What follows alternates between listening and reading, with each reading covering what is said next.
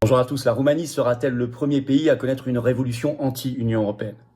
Car la Roumanie vient d'être victime de la continuation, l'accélération, l'aggravation du coup d'État, avec le rejet officiel de la candidature de Călin Georgescu, le candidat souverainiste qui veut quitter l'Union européenne, l'OMS et l'OTAN.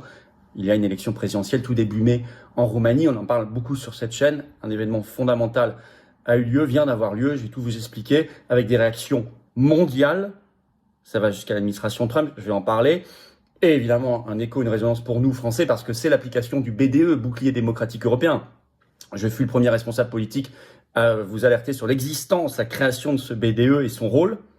Et on avait vu tout juste, encore une fois, sur l'affaire roumaine. On était seul mouvement politique à faire une manif tout début janvier dans un froid glacial sous les fenêtres de l'ambassade de Roumanie à Paris. Et en disant cette affaire va être très importante. Il y a une résonance française et mondiale de cette affaire, vous allez voir dans cette vidéo, des réactions malgré tout très fortes, intéressantes, et puis une réaction populaire roumaine immédiatement, et qui va monter encore dans les heures et les jours qui viennent, peut-être jusqu'à une révolution. Le mot est en train d'apparaître beaucoup en Roumanie et contre l'Union européenne. On va voir tout ça dans cette vidéo. Merci de la partager, pour ça vous abonner à cette chaîne YouTube. Pensez-y, un petit clic gratuit sur s'abonner ou réabonnez-vous. Certains m'ont dit récemment qu'ils l'avaient encore été. Vérifiez que vous n'avez pas été désabonné, réabonnez-vous le cas échéant ou abonnez-vous, même si vous l'avez jamais été à la chaîne. C'est juste un clic gratuit. Profitez-en pour appuyer sur la petite cloche ensuite une fois que vous êtes abonné. Comme ça, vous êtes notifié dès qu'il y a une nouvelle vidéo qui sort. Plus vous êtes abonné à la chaîne, je le rappelle, plus les vidéos sont recommandées par l'algorithme, plus elles circulent, plus elles touchent de nouvelles personnes qui nous découvrent et on élargit le socle du combat et de la résistance. Merci à vous. Le jeudi 27 mars, ce soir, je suis en réunion publique en Saône-et-Loire, entrée gratuite ouverte à tous. Il faut s'inscrire par un lien sous la vidéo en description. Pensez à vous inscrire. J'ai hâte de vous retrouver. Évidemment, je vous attends, patriotes. Voilà, on a fait une manif monumentale, fabuleuse pour la paix et la France libre samedi dernier, avec des intervenants de très haute qualité. On va réitérer en beaucoup plus fort très bientôt. Et il y en a beaucoup qui arrivent partout en France. Suivez notamment notre canal Telegram, il y a le lien sous la vidéo en description. Il y a d'autres manifs qui vont être organisés bientôt par d'autres patriotes partout en France, je communiquerai aussi. Mais au niveau national, on va taper encore plus fort bientôt. Mais je peux pas faire tout ça sans vous. Il faut venir. Voilà, nous sommes le mouvement qui se bouge, peut-être même le seul qui se bouge réellement, mais en invitant tout le monde dans le rassemblement, la force, l'action, avec beaucoup de monde, le plus grand mouvement souverainiste de défense de la paix et de la liberté du Frexit de France. Venez maintenant. Voilà, je vous attends. Vous pouvez adhérer, réadhérer par le premier lien sous la vidéo en description. Vous adhérez, réadhérez aux Patriotes. Vous pouvez faire un don au mouvement par le deuxième lien sous la vidéo en description. Ça permet de financer un mouvement et ses actions qui ne peuvent pas le faire. Ces actions, on ne peut pas les financer sans vous puisqu'on n'a pas un centime de subvention publique. Rien de rien, ni d'aide des banques.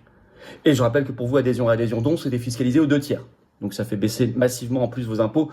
Profitez-en en ce tout début de semaine et soyez les bienvenus dans le mouvement. Vous pouvez également le faire par les liens qui sont sur les-patriotes.fr. Adhérer, réadhérer ou faire un don au mouvement.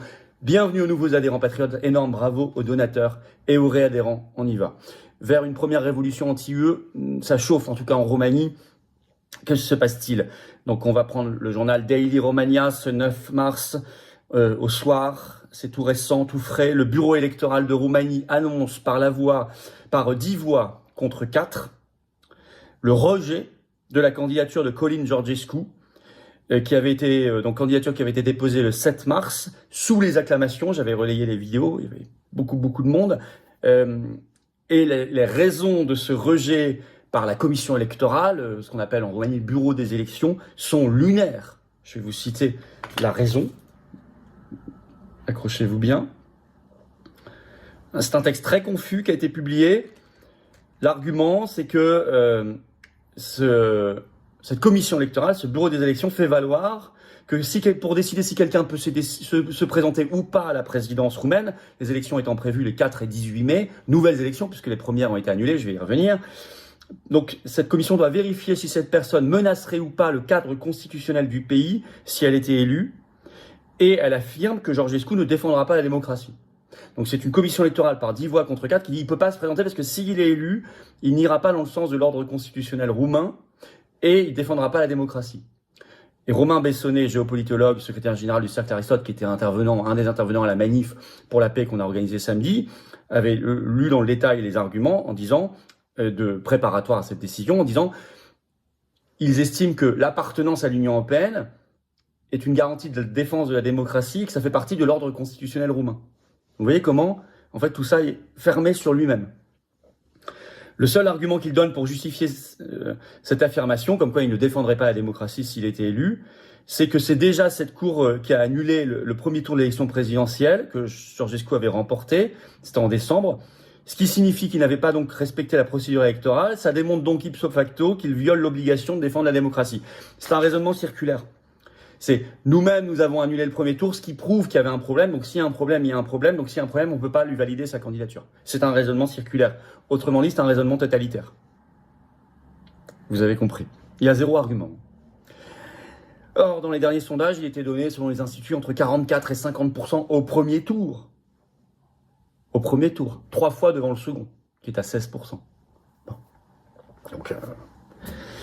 Alors, il est dans son programme, c'est un authentique, un vrai souverainiste, qui a défendu les libertés pendant le Covid, qui veut sortir de l'OMS, de l'OTAN, de l'Union européenne, qui défend la paix.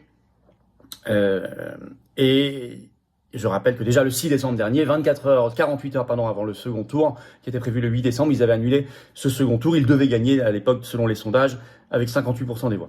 Il avait déjà été arrêté le 27 février dernier en voiture quand il allait déposer, il avait tenté une première fois de déposer sa candidature, il l'avait arrêté dans le convoi. Donc on voit que c'est vraiment organisé.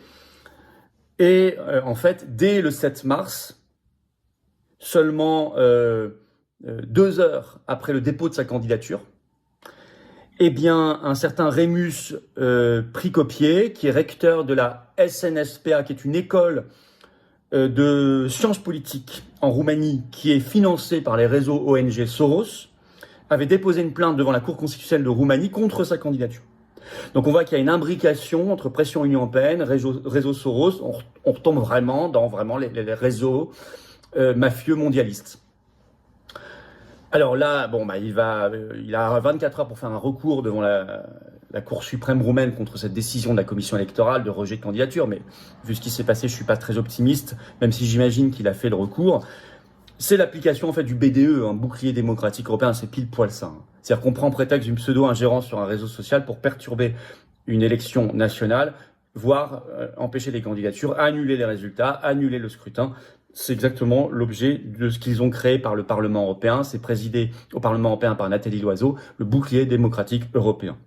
Et je rappelle que c'est cautionné, notamment par le RN qui a un membre dans cette commission, alors qu'il faudrait absolument pas cautionner cette horreur, et que si vous restez dans l'Union européenne, vous subissez le BDE. La seule solution pour ne pas subir le BDE, c'est de quitter l'Union européenne, c'est le Frexit. Tout le reste, c'est du pipeau. Alors, les réactions. Georgescu lui-même, sur X, le 9 mars, a fait un tweet, il faut dire, assez formidable. Il pointe clairement du doigt l'Union européenne. Je vais vous citer son tweet, il est court. Un coup direct porté au cœur de la démocratie dans le monde entier. J'ai un message à transmettre. Si la démocratie en Roumanie tombe, c'est le monde démocratique tout entier qui tombera. Ce n'est que le début. C'est aussi simple que ça. L'Europe est désormais une dictature. La Roumanie est sous la tyrannie, conclut Caroline Georgescu lui-même. Alors Georges Simion, qui est son principal allié, qui est à la tête d'un grand parti souverainiste, organisateur des manifestations d'ailleurs en Roumanie, ex-candidat qui avait fait 14% des voix, qui s'est rallié à Georgescu cette fois-ci, a lui aussi tweeté sur X le 9 mars, je cite, « Le bureau électoral vient de rejeter la candidature de Caroline Georgescu pour les élections présidentielles. Des milliers de personnes se tiennent maintenant devant le bâtiment et crient au voleur. C'est un nouvel abus, une continuation claire du coup d'État du 6 décembre. Stop à la dictature. » Alors vous avez des réactions internationales, par exemple le vice-premier ministre italien Matteo Salvini qui a mis sur X le 9 mars, donc lui qui est beaucoup plus courageux, il faut le dire, que Meloni, qui est vraiment complètement rallié au système. Donc Salvini écrit « La candidature de Caroline Georgescu rejetée en Roumanie, un coup d'État dans l'Europe de style soviétique. D'abord ils annulent, alors que les bureaux de vote sont ouverts, les élections qu'ils gagnaient. Ensuite, ils arrêtent, puis ils excluent les candidats. Ils excluent même des élections par crainte qu'ils ne gagnent.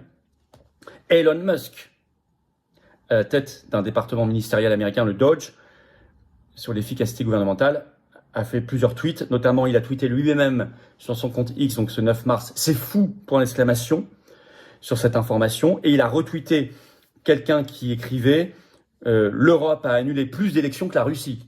Ce qui est objectivement vrai, quand on voit tous les référendums, etc. Alors, la Roumanie va-t-elle elle-même vers la révolution anti-UE, puisque je rappelle que déjà le 1er mars, c'est pas vieux. Il y avait eu des manifestations monstres historiques en Roumanie, avec notamment 300 000 personnes dans la capitale Bucarest, sur cette affaire. Ce 9 mars au soir, spontanément, des milliers de Roumains sont descendus dans la rue face au bâtiment de la commission électorale, en criant « à bas la dictature », qui est le slogan le plus repris. Ça a été noté d'ailleurs dans tous les articles de presse qui parlent de cette réaction populaire ce matin, y compris dans la presse française. Il y a eu des affrontements parfois violents avec la police, parce que la police politique a été très violente. Hier soir, ce 9 mars au soir, y compris avec des grands médias qui ont été qui sont très propagandistes, on connaît ça en France. Donc là, c'est vraiment en train de tourner. La révolution serait légitime. Vous savez, ce qui se passe, ça me fait penser à un principe, alors qui n'est pas un principe juridique parce qu'il n'est pas dans notre droit, mais c'est un principe philosophique. C'est l'article 35 de la Constitution du 24 juin 1793, qui, vous allez voir, en fait, est d'une modernité et d'une actualité brûlante. Je vais vous lire cet article 35.